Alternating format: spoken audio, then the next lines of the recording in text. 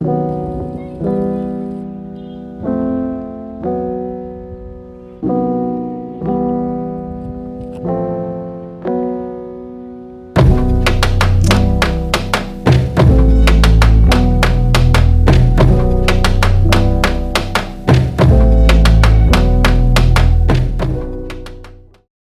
ဒီတစ်ခေါက် video နံပါတ် 4 ရဲ့ talking session ရောက်ပြီပေါ့နော်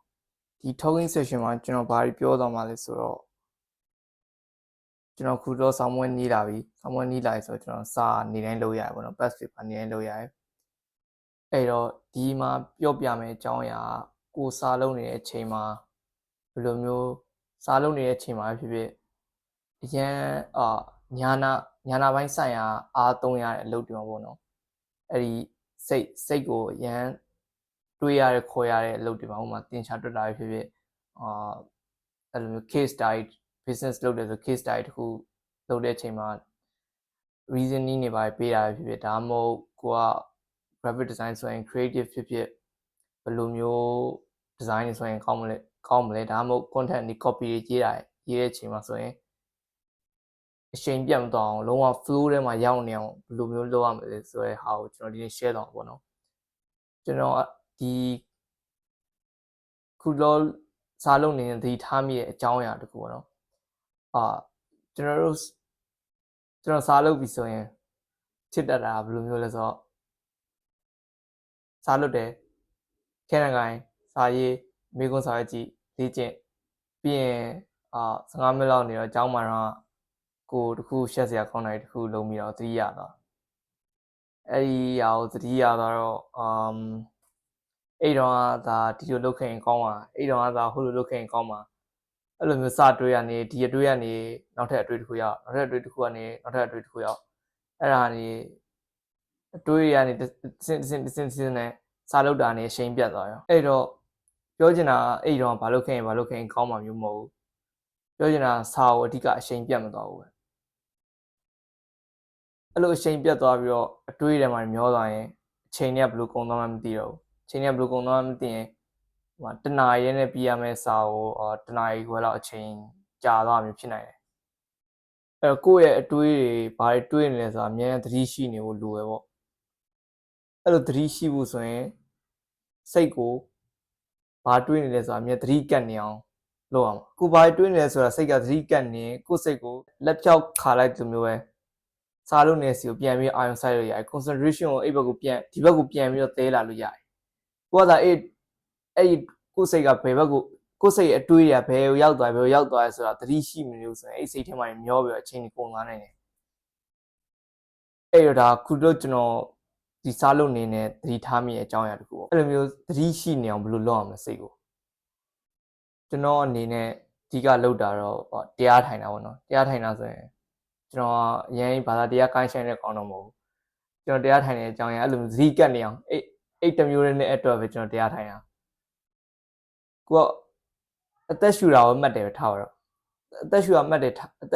သက်ရှူတာမှတ်ထားတယ်ဆိုရင်အသက်ရှူတာကနေအဲ့နှာခေါင်းလေဝင်လေထွက်ကနေတခြားတွေရောက်သွားတယ်ဗျာပြီးရင်ခြားတွေးနေမှကိုယ်စိတ်ကသတိထားမိသွားပြီဆိုတာနဲ့ကိုယ့်ရဲ့ concentration အဲ့ဒီနှာခေါင်းလေဝင်လေထွက်မှာပြန်ပြီးထားအဲ့ဆိုရင်ကျွန်တော်တို့ကျင်ဆော့ရင်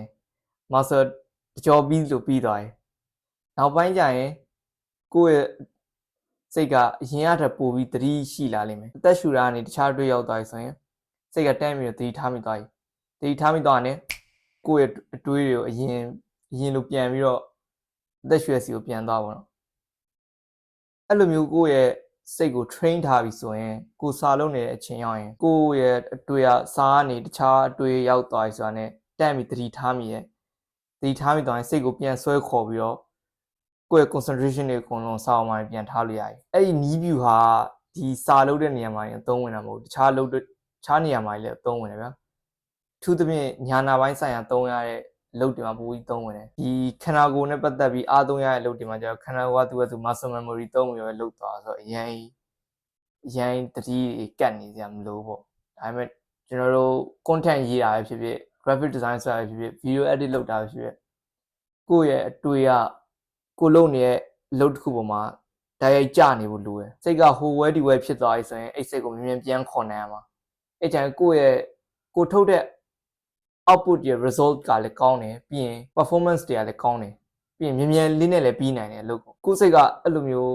ဟိုဝဲဒီဝဲသတိမကပ်ဘူးဖြစ်နေဆိုရင်တနာရီနဲ့ပြီးရမယ်လို့ကတနာရီခွဲတော့ကြာသွားနေတယ်ဒါပေမဲ့ကိုကလုံးဝ focus test တစ်ခုတွေကိုလုံးဝ focus concentration အပြည့်နဲ့လုပ်နိုင်တယ်ဆိုရင်တနာရီလောက်ကြာမယ်လို့ထင်ထားတဲ့အလုပ်တစ်ခုကနာရီဝက်ထဲနေပြီးသွားနိုင်တယ်အဲ့ဒါကျွန်တော်ဒီဆောင်းမွေးအတွက်စာလုပ်နေတဲ့တော့အတွင်းမှာတင်ခဲ့ရတဲ့သင်ခန်းစာတစ်ခုပေါ့ကိုယ်စိတ်ကတခြားဘက်ကိုရောက်သွားတယ်တခြားတွေးစီရောက်သွားတယ်ဆိုမြန်လေးပြန်ပြီးတော့ဆွဲခေါ်နိုင်ရမှာအဲ့လိုဆွဲခေါ်နိုင်ရင်ဆိုရင်တစ်ခုကိုမြန်လေးပြီးနိုင်တယ်လို့ထိထိရောက်လည်းပြီးနိုင်တယ်ဒါကတော့ဒီနေ့ talking ဒီ video ရဲ့ talking session မှာကျွန်တော် share နေတဲ့အကြောင်းအရာတစ်ခုပေါ့ပြီးရင်နောက်ထပ်အရေးကြီးတဲ့တစ်ချက်ကကိုအဝင်းကျင်လည်းဆိုင်တယ်ဗျာဘယ်လိုမျိုးပြောရလဲဆိုတော့ကျွန်တော်တို့လုပ်ပြီးဆိုရင်အခေါ်အဝေါ်တစ်ခုရှိရဗျာ multitasking လို့ခေါ်တယ် multitasking ဆိုတာဘယ်လိုမျိုးလဲဆိုတော့ဒီဘက်မှာလည်း YouTube ဖွင့်ထားတယ်ဒါပေမဲ့ဒီဘက်မှာလည်း YouTube ဖွင့်ထားတယ်ဒီဘက်မှာစာဖတ်နေတယ်ဖုန်းက Facebook ကြည့်နေတယ်လက်ချက်စိအဲ့လိုလုပ်နေပဲထားတော့အဲ့လိုလုပ်နေထားပါဆိုရင်ကိုအလုပ်သုံးခုတပြန်ထဲလုပ်နေလို့ကိုကလုံးဝ productive ဖြစ်နေတာအများကြီးလုပ်နိုင်တယ်လို့သတ်မှတ်လိရှိရပေါ့ဒါပေမဲ့တကယ်တမ်းဆိုရင်တော့ကိုယ်စိတ်ကဒီကနေဒီကိုရောက်ဒီကနေဒီကိုရောက်ဟိုကနေဒီကိုရောက်ဟိုကနေဒီကိုရောက်နေရာသုံးခုကိုဟိုပြောင်းဒီပြောင်းသွားနေရဆိုတော့ကိုထင်တယ်လို့မဟုတ်ဘူးပေါ့ဘယ်လိုမျိုးပြောရလဲဆိုတော့ကို productive ဖြစ်တယ်လို့ထင်တာဒါပေမဲ့ productive တကယ်မဖြစ်ဘူးကိုကလည်းနည်းပြီးဒီကလည်းနည်းပြီးဒီကလည်းနည်းပြီးအဲ့လိုမျိုးဖြစ်တာအဲ့တော့အလုပ်တစ်ခုလုပ်မယ်ဆိုရင်ဒီဟာလုပ်နေဒီဟာကြည့်ပဲလုပ်ပေါ့စာလုပ်မယ်ဆိုရင်အဲ့ဒီကို YouTube ကြည့်နေခဏရက်ထားပြီးလုပ်ပေါ့ YouTube ကြည့်တော့ကိုက knowledge တွေရတယ်စာလုပ်တာလည်းဟိုကိုယ့်ရဲ့ performance ကိုပိုကောင်းအောင်လုပ်ပေးအဲ့လိုမျိုးဆိုရင်